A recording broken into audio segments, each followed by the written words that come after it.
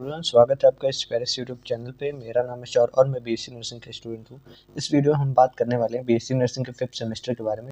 अभी के टाइम से अगर हम कैलकुलेट करें तो अभी के टाइम से हमारे पास कुछ 45 डेज़ बचे हैं। तो इसमें हम लोग कैसे कवर करेंगे सिलेबस को, और अगर अब आपने अभी तक मतलब तैयारी शुरू नहीं की है तो कैसे आप कंप्लीट करोगे पूरे कोर्स को, इसमें हम लोग वही बात करेंगे। और इसके साथ-साथ हम लोग इसमें जो भी 2 साल के प्रीवियस ईयर पेपर्स हैं, जैसे कि अभी के लिए तो सेमेस्टर वाइज़ अगर देखें तो जो आपके सीनियर्स हैं और मतलब कि 8th सेम में हैं, उन लोगों का ही बस पेपर मिलेगा। तो ये 2 साल का हम लोग पेपर देखेंगे। इसके साथ-साथ जो भी स्ट्रैटेजी है, जो कि आप कैसे कंप्लीट करोगे 45 डेज़ में, इसके साथ-साथ प्रॉपर अच्छे से आप कैसे मतलब कि अच्छा परफ़ॉर्म कर पाओगे। तो इसमें हम लोग वही सारी बातें करेंगे। 45 डेज़ मतलब कि 45 दिन आज से कुछ बचे हुए हैं, ठीक है? तो अगर हम 5th सेमेस्टर की बात करें तो 5th सेमेस्टर में वैसे तो देखें तो 5 सब्जेक्ट्स होते हैं, लेकिन ऐसे हमें सिर्फ 2 ही सब्जेक्ट को देना होता है। जो तीसरा सब्जेक्ट होता है फॉरेंसिक साइंस, वो हमारा इंटरनल होता है। वो कि मतलब कि ऐसे तो मतलब कॉलेज में देना होता है, लेकिन मेन में नहीं देना होता, तो वो आपके ऊपर डिपेंड है। अगर फॉरेंसिक करना भी है तो हमारा जो लेक्चर है वो भी आप कर सकते हो, तो वहाँ से आपको मिल जाएगा, ठीक है? तो चलिए स्टार्ट करते हैं। तो 2 सब्जेक्ट होते हैं हमारे पास, कम्युनिटी हो गया या फिर ऐसे एजुकेशनल टेक्नोलॉजी ईटी हो गया, ठीक है? दोनों ही जो सब्जेक्ट्स होते हैं, दोनों ही लैंग्वेज वाले सब्जेक्ट्स हैं। कम्युनिटी हेल्थ नर्सिंग की बात करें, दोनों ही लेंदी सब्जेक्ट्स हैं, ठीक है? कम्युनिटी हेल्थ नर्सिंग बहुत लेंदी सब्जेक्ट है। वैसे तो समझने के लिए आप समझ जाते हो, लेकिन बहुत मतलब कि बड़ा सिलेबस है इसका। अगर देखें तो कुछ 1-2 पेज का वैसे कुछ एक चैप्टर है या फिर ऐसे 2 चैप्टर्स हैं बीच वाले, ठीक है? तो इस तरीके से हम लोग उसको कैसे कवर करेंगे, क्या-क्या करेंगे, तो ये सब तो बाद में देखेंगे। पहले हम लोग ये देखते हैं कि पैटर्न कैसा आता है और इसके साथ-साथ जो इम्पोर्टेंट क्वेश्चन्स हैं, वो कैसे होते हैं, ठीक है? तो चलिए स्टार्ट करते हैं हम लोग। और ऐसे हम पहले अगर कम मतलब कि पेपर और ये इम्पोर्टेंट क्वेश्चन्स को देखते हैं, तो वे ऑफ हमें पता चलेगा कि क्या-क्या हमें पढ़ना होगा, कैसे-कैसे जो क्वेश्चन हैं, वो आ सकते हैं, ठीक है? जो पेपर पैटर्न होता है, पेपर पैटर्न जो होता है वो आपका ये जुलाई 2025 का है, ठीक है? आपके सीनियर्स का। और ये जो है मतलब कि जो पैटर्न होता है वो आपके एएचएन मतलब कि सिमिलर टू एक सब्जेक्ट का होता है, जो कि 75 नंबर का जो पेपर होता है वैसे ही होता है। इसमें भी 5 क्वेश्चन होते हैं, 2 क्वेश्चन जो होते हैं वो 15 मार्क्स के होते हैं। बाकी तीसरा जो है वो मतलब कि 5-5 नंबर के 5 क्वेश्चन होते हैं, और चौथा जो है ऐसे ही आपका शॉर्ट आंसर क्वेश्चन होता है। और पाँचवा जो है उसके बाद से 12 नंबर का होता है, 1-1 मार्क्स के 12 एमसीक्यूज़ होते हैं। ईटी का भी वैसे ही है। तो चलिए अभी के लिए तो ये वैसे ही है। और इसमें हम लोग इम्पोर्टेंट क्वेश्चंस को देखते हैं कि कौन-कौन से ऐसे इम्पोर्टेंट टॉपिक्स हैं, ठीक है? ये सब हम बाद में देखेंगे। तो पहले हम कम्युनिटी हेल्थ नर्सिंग की बात करेंगे। कम्युनिटी हेल्थ नर्सिंग में कौन-कौन से ऐसे मोस्ट इम्पोर्टेंट टॉपिक्स हैं और कौन-कौन से ऐसे मतलब कि प्रीवियस ईयर पेपर्स में आ गए हैं, ठीक है? तो पहले हम बात करें तो हमारे पास 2025 का जो मतलब पेपर है, उसके हिसाब से हम देखें यहाँ पे, तो 2025 का अगर पेपर हम देखें तो हमारा जो हेल्थ मतलब कि प्लानिंग है, या फिर नेम ऑफ हेल्थ ऑफ जो भी मतलब कि कमिटीज़ है या फिर ऐसे स्टेप्स हैं, तो ये आया हुआ है जो कि आपके 15 नंबर से है। और ये आपका मतलब कि कुछ मतलब कि लिस्ट ऑफ ये चैप्टर से है, ठीक है? अब हम इसमें आगे देखें तो हमारा ये मतलब कि हेल्थ प्लानिंग से है। और ये अलग-अलग 3 मतलब कि इससे टॉपिक्स आए हुए हैं जो कि अलग-अलग इसके मार्क्स कंटेन करते हैं। डेफिनिशन 2 मार्क्स का था, इसमें जो भी इंट्रो था वो मतलब कि स्टेप्स थे 5 मार्क्स के, और जो भी कमिटीज़ थे वो 8 मार्क्स का था, ठीक? इस तरीके से था, ठीक है? अब हम इसमें एपिडेमियोलॉजी की बात करें तो ये भी क्वेश्चन 2025 का ही है। डेफिनिशन, एम और जो भी आपके मतलब कि जो भी मोड्स हैं ट्रांसमिशन के और ऐसे इन्फेक्शन के, और इस तरीके से एपिडेमियोलॉजी जो भी डिजीज़ का साइकिल्स हैं वो सब हो गया, ठीक है? अब तीसरा जो है वेक्टर बॉर्न डिजीज़ है, जो कि इम्पोर्टेंट है और ये आपका 2024 में आ चुका है। इन्फेक्शन डेफिनिशन हो गया वेक्टर बॉर्न डिजीज़ का, ठीक है? स्क्रीनिंग जो भी कंट्रोल हम लोग कंट्रोल मेजर्स लेते हैं, प्रिवेंशन लेते हैं, तो ये सब हो गया। होम विज़िट है तो ये भी इम्पोर्टेंट है। होम विज़िट में आपका जो भी अलग-अलग होम विज़िट करते हो तो उसका डेफिनिशन हो गया, प्रिंसिपल्स क्या होते हैं होम विज़िट के, इसके साथ-साथ स्टेप्स और जो भी प्रोसेस होते हैं, और बैग में हम लोग बैग टेक्निक क्या होता है, ठीक है? तो अब हम इसमें आगे बात करेंगे। तो हमारे पास जो है यहाँ पे मतलब कि शॉर्ट नोट क्वेश्चंस है, ठीक है? इसमें जो है 5 नंबर के जो क्वेश्चंस आते हैं वो सारे हैं। इसमें आपको जो 2024 में 2025 में जो भी क्वेश्चंस आए हुए हैं सारे ही मर्ज किए हैं, ठीक है? तो आप ऐसे मतलब कि जो भी इम्पोर्टेंट है वो सारे ही यहीं पे मिल जाएँगे, तो आपको ऐसे पढ़ने में आसानी रहेगी और 45 डेज़ में ईज़िली कर सकते हो, ठीक है? तो चलिए स्टार्ट करते हैं। फर्स्टली स्कोप जो भी होता है सीएचएन का हो गया, ठीक है? सेकंडली जो मतलब कि बैग टेक्नोलॉजी होता है तो उसका क्या प्रिंसिपल होता है, ठीक है? होम्स फ्रॉम जो भी डिस्टीट्यूट होता है तो वो रिपीट फॉर्म में आया हुआ है 2 साल, ठीक है। इसके बाद से रोल्स क्या होते हैं हमारे individual conservation of natural resources का, इफेक्ट और कंट्रोल कैसे हम लोग कर सकते हैं एयर पॉल्यूशन का, ठीक है। डिटर्मिनेंट क्या होते हैं हमारे मतलब कि हेल्थ का, और इसके साथ साथ हम लोग कैसे इसको ठीक करेंगे, ठीक है। हेल्थ प्रॉब्लम क्या मतलब कि क्या क्या है इंडिया के अंदर, सस्टेनेबल डेवलपमेंट गोल क्या होता है, ठीक है। हाउस होल्ड मेथड क्या होते हैं हमारे वाटर प्योरिफिकेशन के, जो भी बिहेवियर चेन कम्युनिकेशन होता है तो इसके स्किल्स क्या होते हैं। तो ये हो गया हमारे पास लास्टली जो है वो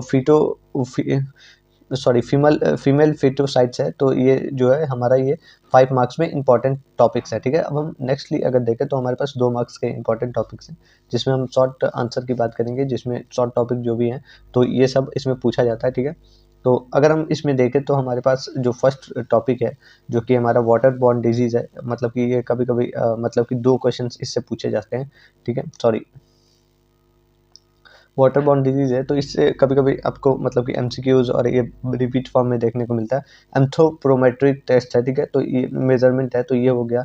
फिर जो भी विटामिन डिफिशियंसी हो गया, ये सब हो गया। फिर इसके बाद से अगर आगे देखें तो हमारे पास जो भी बिहेवियर चेंज कम्युनिकेशन होता है, बीसीसी हो गया, तो ये इसका डेफिनिशन हो गया। पाल्मेटिव केयर हो गया, जो भी डेफिनेशन और यूज़ हो गया। हाइजीन, जो फूड हाइजीन होता है वो क्या होता है, स्टाफिंग पैटर्न क्या होता है हमारे, और इसके साथ साथ वेलनेस सेंटर्स क्या होता है, इम्यूनिटी क्या होता है। तो ये सब अलग अलग इंपॉर्टेंट टॉपिक्स है, ठीक है। अब हम छोटे छोटे जो टॉपिक्स होते हैं जो कि 1 मार्क्स के लिए जो एमसीक्यूज जो होती हैं उसके लिए इंपॉर्टेंट है, तो ये सब देखेंगे। ये हमारे कम्युनिटी का ही पार्ट है, ठीक है। तो ये जो भी मतलब छोटे छोटे जो टॉपिक होते हैं, जैसे कि आपका हेल्थ इंडिकेटर हो गया, डायमेंशंस हो गया, फिर प्रिवेंशन हो गया, नॉन कम्युनिकेबल हो गया, न्यूट्रिशियस हो गया, या फिर ऐसे कमिटीज़ हो गए, तो ये सब में जो भी मतलब कि छोटे छोटे ये टॉपिक्स हैं, इससे मतलब कि रिपीट फॉर्म में पूछा जाता है।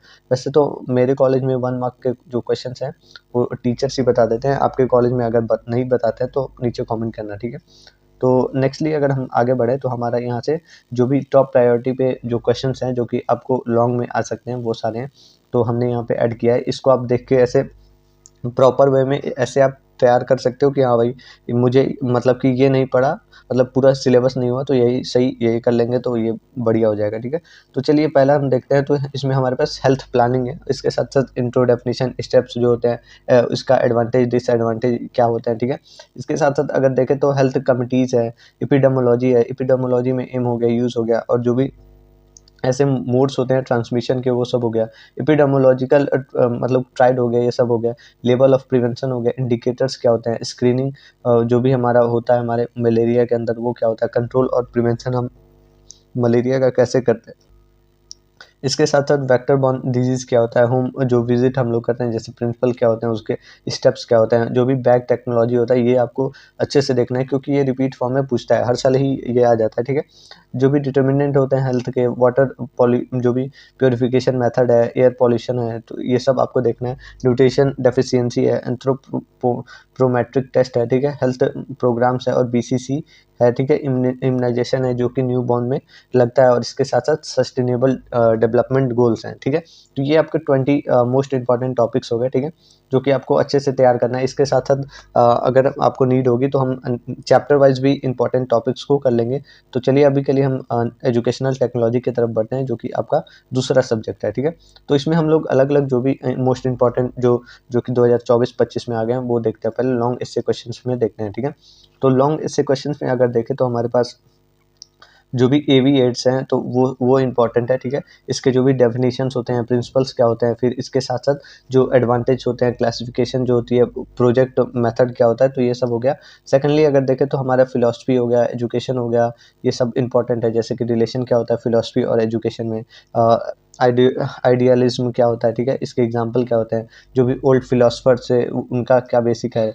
इसके साथ साथ हमारा जो भी टीचिंग लर्निंग मतलब पैटर्न है उस चैप्टर से अगर देखें तो डेफिनेशन ऑफ टीचिंग हो गया, ठीक है, प्रिंसिपल्स क्या होते हैं हमारे टीचिंग और लर्निंग का, ठीक है, बैरियर्स क्या हो सकते हैं। इसके साथ साथ जो भी लर्निंग थ्योरीज हैं उसके अंदर अलग अलग जो साइंटिस्ट या मतलब कि फिलोसफर्स जो थ्योरी दिए हुए हैं उनके अकॉर्डिंग क्या है, ठीक है।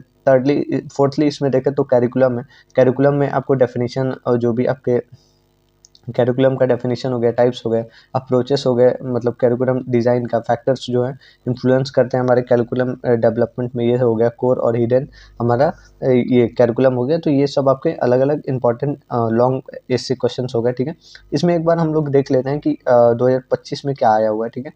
तो 2025 में अगर हम देखें कि एजुकेशनल टेक्नोलॉजी में जो आया हुआ क्वेश्चन है, जो कि हमारा टीचिंग है, टीचिंग में आपका जो भी पहले डिफाइन करना है टीचिंग हमारे 3 नंबर के लिए, ठीक है। जो भी बैरियर्स और मतलब प्रिंसिपल्स होते हैं हमारे टीचिंग लर्निंग प्रोसेस का, वो आपका 4 नंबर का है। और इसके साथ साथ लास्टली अगर देखें तो रोल ऑफ जो भी लर्निंग थ्योरीज होती हैं जो कि इन्हेंस करती हैं हमारे नर्सिंग एजुकेशन को, जो कि 8 नंबर के लिए है। तो ये आपके अलग अलग 3 क्वेश्चंस को एक ही टॉपिक से दिया गया है।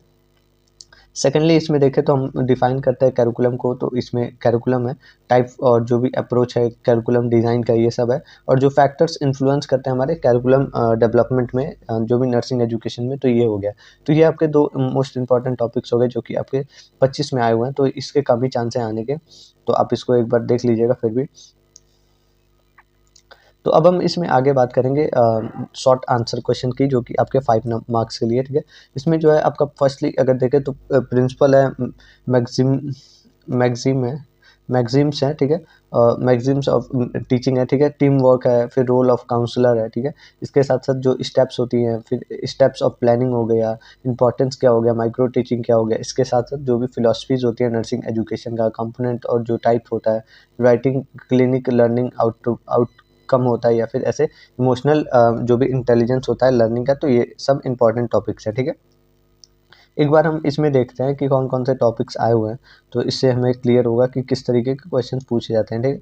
तो आप इसमें देख पा रहे हो कि जो 5 नंबर के लिए जो क्वेश्चन है वो आपका माइक्रो टीचिंग है, जिसमें कॉन्सेप्ट और फेजेस को बताने हैं, ठीक है।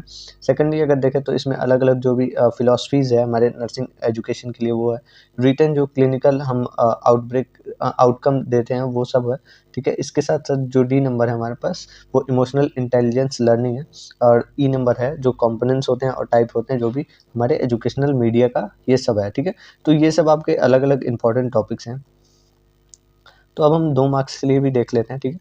2 मार्क्स के लिए जो कि इम्पोर्टेंट है, तो हमारे पास 2-2 मार्क्स के लिए रेटिंग स्कोर हो गया, रेटिंग स्कोर हो गया, OSCE हो गया, फिर टाइप ऑफ मास मीडिया हो गया, जो भी बेनिफिट्स होते हैं IPR का, वो हो गया, एजुकेशनल टेक्नोलॉजी हो गया, डेफिनेशन कंपोनेंट्स हो गए, सिमुलेशन हो गया, ठीक है। लर्निंग डेफिनेशन कंपोनेंट्स हो गया, ठीक है। इसके साथ साथ टाइप ऑफ असेसमेंट एटीट्यूड, ये सब हो गया, ICT टूल्स हो गए, ठीक है। तो ये अलग अलग 2 मार्क्स के लिए इंपॉर्टेंट टॉपिक्स हैं।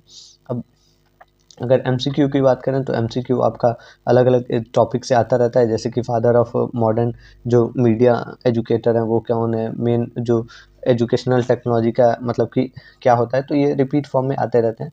तो ये सब वैसे आपका जो भी इम्पोर्टेंट टॉपिक था वो हो गया। अब हम टॉप 20 की बात करेंगे कि हाँ कौन कौन से आपको मतलब टॉपिक करना है जो कि आपका मतलब कि 80% मार्क्स कवर करेगा, ठीक है। तो पहले आपको AVETS को अच्छे से करना है। AVETS जो भी होते हैं, पहले के शुरुआत के 2-3 चैप्टर बहुत इंपॉर्टेंट है, ठीक है।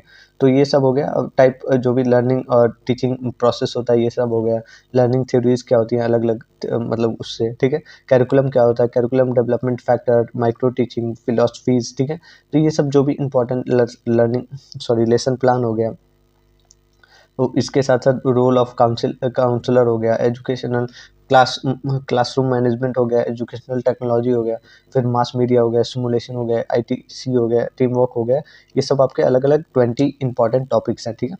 तो ये आपका ओवरऑल पूरा मतलब कि ऐसे देखें तो सिलेबस था।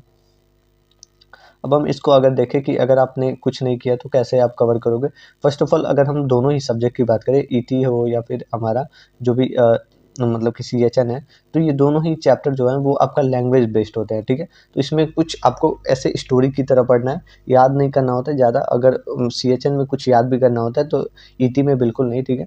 भले ही ये लेंथी सब्जेक्ट है लेकिन आसान सब्जेक्ट है, ईज़िली आपका हो जाएगा, ठीक है। अगर हम इसमें बात करें कि कैसे आप मतलब करोगे, तो आप स्टार्टिंग से अगर मतलब कि ऐसे मन बना के करोगे तो आसानी से हो जाएगा। और इसमें हम लोग अलग-अलग मैं भी अब यहाँ से आज के दिन से ही मतलब स्टार्ट कर रहा हूँ डेली बेसिस पे, मतलब कि मैं ट्राई करूँगा, वैसे तो मेरे पास टाइम बहुत कम मिलता है। मैं ट्राई करूँगा कि 1 या 2 वीडियो मैं 5th सेमेस्टर का डाल दूँ, जिसमें आपका ET और CHN भी जल्दी से कंप्लीट हो जाए, ठीक है। तो मैं आज ही से स्टार्ट कर रहा हूँ और ET और मतलब CHN को मैं कंप्लीट करूँगा वन शॉट में, ईजी लैंग्वेज में। इसके साथ साथ आपको नोट्स भी मिलेंगे और साथ ही साथ आपको प्रॉपर तरीके से कंबाइंड फॉर्म में ट्राई करूँगा कि पूरा सब कुछ कंप्रेस करके जितना आपको चाहिए उतना ही डिलीवर करूँ, ठीक है। तो उस बेसिस पे, ठीक है। अब हम सिलेबस का इसमें मैंने ये थ्योरी देखा था जिसमें आप कैसे इसको देख सकते हो। तो 40-40-20 के रेशियो में आप ऐसे स्टडी मतलब कि रूल बना सकते हो जिसमें आप 40% आप रीड करोगे और समझोगे, ठीक है, और आप 40% का ऐसे नोट्स बनाओगे। यही मेरा भी कहने का मतलब था। और 20% जो है वो आप मतलब ऐसे रिवाइज करोगे और प्रीवियस ईयर क्वेश्चंस को देखोगे। तो ये जो थ्योरी है उससे आपका जो मतलब कि 45 डेज है तो उसके अंदर आपका पहले बात तो कंप्लीट हो जाएगा। इसके साथ साथ अगर आप पढ़ोगे तो पहले तो आप रीड करते हो, तो ये दोनों ही क्वेश्चन जो है मतलब जो सब्जेक्ट है वो आपका थ्योरी बेस्ड है, ठीक है। तो ये आप अगर पढ़ते भी हो तो बढ़िया से आपका पहले तो प्रिपेयर होगा। इसके साथ साथ जो भी मतलब कि आप मतलब जो इम्पोर्टेंट लगे या फिर भूलने वाला है तो उसका आप शॉर्ट नोट बना लो। उसका जो ऐसे आप जितना कम बनाओगे उतना ज़्यादा सही रहेगा, और जितना मतलब कि ज़्यादा पढ़ोगे तो उतना ज़्यादा सही रहेगा, ठीक है। तो इसके बाद से 20% है तो उसमें रिवीजन में जो भी प्रीवियस ईयर पेपर्स हैं तो उसको सॉल्व करने में या फिर ऐसे टॉपिक्स को देखने में आप टाइम बिताओगे, ठीक है। तो ये आपका ऐसे रूल था और इसको मैं बताना चाहता था। पहले आपको ऐसे फियर तो नहीं होना चाहिए क्योंकि दोनों ही थ्योरी बेस्ड कहानी की तरह आपको पढ़ना है। तो आप ऐसे मैं भी स्टार्ट करने वाला हूँ यहाँ से। अब मतलब डेली बेसिस पे मैं एक-एक वीडियो, 2-2 वीडियो जल्दी-जल्दी इसको कवर करेंगे। तो अभी के लिए तो मैं इतना ही बोलूँगा और मैं स्टार्ट करूँगा आज आज से क्या अभी से। और चलिए मिलते हैं नेक्स्ट वीडियो में। और सीएचएन पहले हम ईटी के साथ-साथ सीएचएन भी करेंगे। तो चलिए मिलते हैं नेक्स्ट वीडियो में। अभी के लिए thank you, have a good day. और कोई भी क्वेरी हो तो नीचे आप कमेंट में कर सकते हो और इसके साथ-साथ टेलीग्राम को फॉलो कर सकते हो, वहाँ से आपको ये पीडीएफ मिल जाएगा। Thank you, have a good day.